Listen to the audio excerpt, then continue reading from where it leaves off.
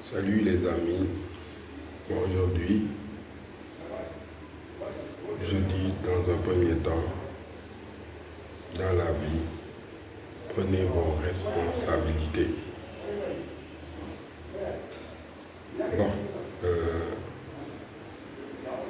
dama dem ci ay enterrement dem benn enterrement dem ci ay armeel ay sëg fi ñuy denc néew yi.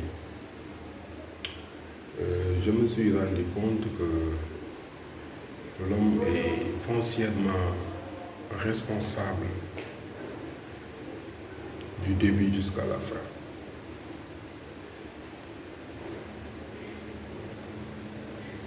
À partir du moment où tu prends conscience que tu es en vie, tu réfléchis, à partir de ce moment-là, tu as la responsabilité de votre vie. C'est à toi de donner une trajectoire à ta vie.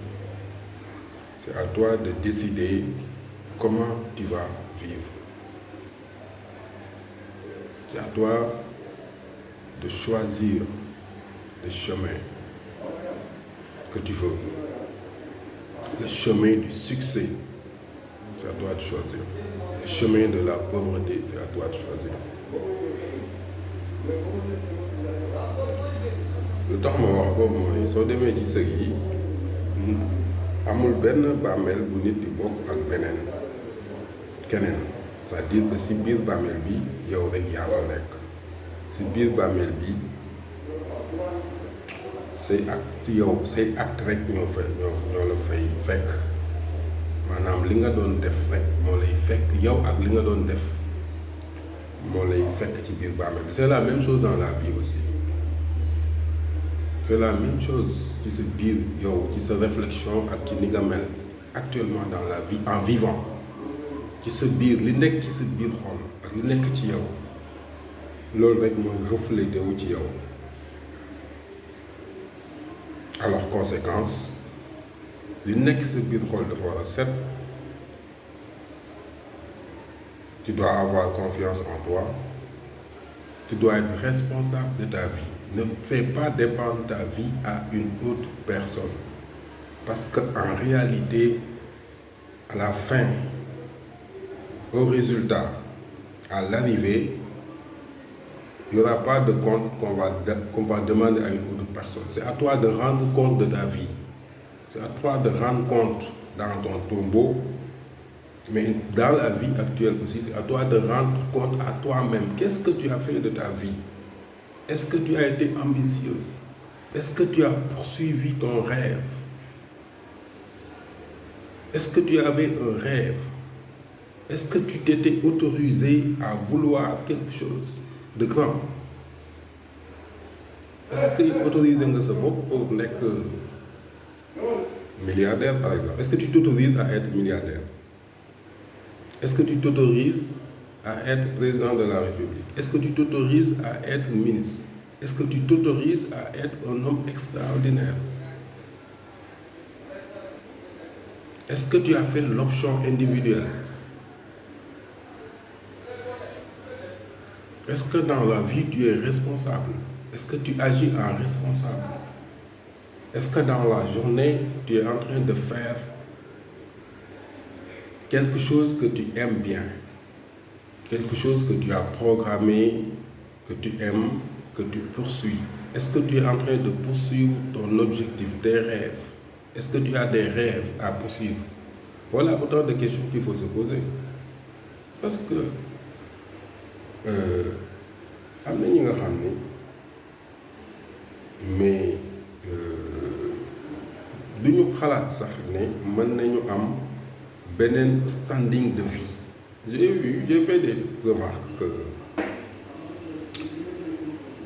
dafa mel ni société bi dafa am ñaari catégorie quoi. Dafa am ñoo xam ni ils s'autorisent pas, maanaam ñoom jàpp nañ ni du ñu nekk dara. Mës naa dégg benn xale bu doon def terminal quoi. Bi muy def terminal ça c'est les années 90 hein, 90 80. alors boobu concours ENAM bi dafa jafe woon. On prenait quelques personnes au Sénégal. Dans tous les pays, on prenait, je ne sais pas, 5 ou 10, je ne sais pas. En tout cas, c'était très restreint. Nous avons fait le baril. Mais dès que je suis venu, je suis fait def concours ENAM parce que nous sommes papa riche, ou les riches, les riches ont admis quoi. Bon, je me suis dit que bon, celui-là, il ne va jamais réussir. Pour dire que les gens, dañu yaakaar dafa am benn catégorie de groupe boo xam ne ñoom ñooy tout le temps ñooy riche, mais c'est pas comme ça. Les gens y pensent am na ñoom moom bon dañu yaakaar ni daal ñeneen ñi ñoo war a riche, ñeneen ñi ñoo war a am oto yu rafet, ñeneen ñi ñoo war a am kër yu rafet yi c'est l'autre, le mal c'est l'autre, hein? C'est eux, le gouvernement, les ministres, le président, c'est le mal, c'est ces gens-là, ces gens qui ont de la richesse. Et eux, ils ne peuvent pas aller ils ne peuvent pas migrer, ils ne peuvent pas l'eau. Mais ils peuvent pas. Mais comme dans leur tête, ils ne peuvent pas être l'eau. Ils ne peuvent pas être. Mais pas toi pour être dans cette station bobu, quand on peut joxe Yalla. Et yow aussi. En fait, c'est à toi de te battre jusqu'à la limite de tes possibilités. Après, il y a le nion à galer.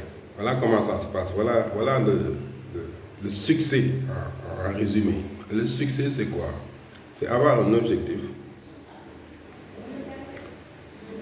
Soit un objectif, nga fexe ba kenn du la ci jëlee, c'est-à-dire da ngay gëm sa objectif bi kenn du la ci jëlee. Poursuis tes rêves. Tu as un rêve dans la vie parce que àdduna bi aussi xanaa am na loo bëgg li nga bëgg poursuivre ko jusqu'au bout. Maintenant travail il faut nga liggéey nag, il faut que tu mets tout pour la réalisation de cet objectif-là. Est-ce que di nga arriver ou pas yàlla moo xam, mais soo yow defal li nga man li ci des nga ni yàlla accident sës naa li ci des àggaleel moom mu àggaleel la. Voilà comment ça se passe. Mais doo toog rek yaacaaral ni non c'est l'autre qui n'a pas, bon, l'État ne m'a pas donné du travail, ou bien c'est l'autre, le mal c'est l'autre, ou bien le richard, celui qui est riche là c'est un voleur. Non, il y a des gens qui sont extrêmement riches qui ne sont pas des voleurs, hein, qui se battent, qui ont travaillé. Mais l'homme le plus riche d'Afrique, c'est pas un fonctionnaire, hein? Aliko Dangote, c'est pas un fonctionnaire. D'ailleurs, les personnes les plus riches dans le monde ne sont pas des fonctionnaires, ou bien ils attendent l'État, ou le gouvernement, ou des aides du gouvernement. Non. Aide d'une personne, non. Aide-toi, le ciel t'aidera. Bah, toi, prends ta vie en main, prends toutes les responsabilités, assume tout. Assume un choix. Tu as choisi d'être quelqu'un de différent, assume cela et assume toutes les actions y afférentes. Là, non ngay def pour réussir. Ensuite, il faut éliminer les émotions négatives parce que am na émotion yoo xam ne aussi si tu veux vivre correctement, si tu es agité à l'intérieur de toi, tu n'es pas à l'aise, tu ne te mets pas à l'aise, tu n'es pas sûr de soi, tu doutes.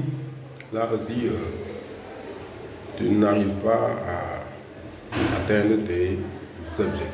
Alors les émotions négatives, bon, j'y reviens, c'est la peur, parce que c'est un fléau mondial. ñëpp ay ragal nag quoi, mais fléau la boo xam ni dafa am ñu ko mën a maîtriser ak ñu ko mën a maîtriser. Il y a la colère aussi, mer bi. Di mer tout le temps, ça aussi c'est négatif pour le corps parce que day changer alchimie du corps ba nga xam ni moo war a nekk dans le bonheur. Tu dois être dans le bonheur, dans la joie. Il faut vivre dans la joie, dans le bonheur.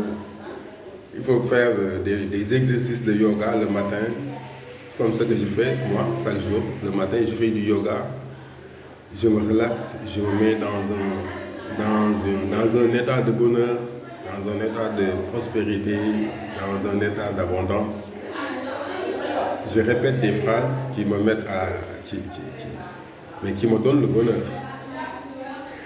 Et j'opte pour vivre dans le bonheur. Vous savez, la réussite, c'est pas l'argent, c'est être dans un état de bonheur, d'abondance, de félicité.